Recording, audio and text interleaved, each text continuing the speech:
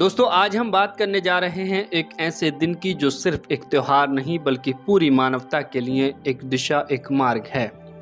दोस्तों आज है बुद्ध पूर्णिमा, जिसे त्रिपावन बुद्ध पूर्णिमा भी कहा जाता है। यह दिन इसलिए विशेष है क्योंकि इसी दिन भगवान गौतम बुद्ध का जन्म हुआ, इसी दिन उन्हें ज्ञान प्राप्त हुआ और इसी दिन उन्होंने महापरिनिर्वाण प्राप्त किया। दोस्तों हम अक्सर सुनते हैं कि बुद्ध ने बीमारी, बुढ़ापा और मृत्यु को देखकर घर छोड़ा, लेकिन क्या यही पूरी सच्चाई है? बाबा साहब डॉक्टर भीमराव अंबेडकर अपनी किताब द बुद्धा एंड हिज धम्मा में एक और गहरी वजह बताते हैं। बात उस समय की है जब शाक्य और कोलीय गणराज्यों के बीच रोहिणी नदी के पानी को लेकर विवाद हुआ। ये विवाद इतना बढ़ गया कि दोनों पक्ष युद्ध के लिए तैयार हो गए। एक तरफ सत्ता, अहंकार और हिंसा की तैयारी और दूसरी तरफ एक राजकुमार सिद्धार्थ ने कहा, पानी के लिए खून बहाना मूर्खता है, समस्या का समाधान युद्ध नहीं संवाद है। लेकिन उनकी अपनी ही सत्ता, उनके अपने ही लोग उनकी बात मानने को तैयार नहीं थे।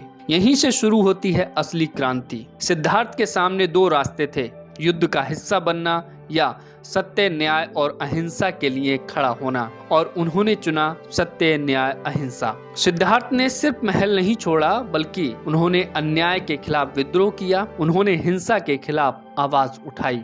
दोस्तों ये सिर्फ एक संन्यास नहीं था, ये सत्ता के खिलाफ पहला विद्रोह था, ये युद्ध के खिलाफ पहला स्टैंड था, ये मानवता के पक्ष में लिया गया निर्णय था। राजमहल में सब कुछ था लेकिन एक चीज नहीं थी, सत्य की समझ। जब उन्होंने जीवन के दुख देखे और समाज में अन्याय देखा तो उनके भीतर सवाल उठा, क्या यही जीवन है? और इसी सवाल के साथ उन्होंने युद्ध को ठुकराया, सत्ता को छोड़ दिया और निकल पड़े सत्य की खोज में। सालों की साधना के बाद बोधगया में पीपल के पेड़ के नीचे उन्हें ज्ञान प्राप्त हुआ और यहीं से सिद्धार्थ बन गए गौतम बुद्ध। भगवान बुद्ध का पूरा दर्शन इस बात पर आधारित था कि इंसान अंधविश्वास, पाखंडवाद और डर से मुक्त हो।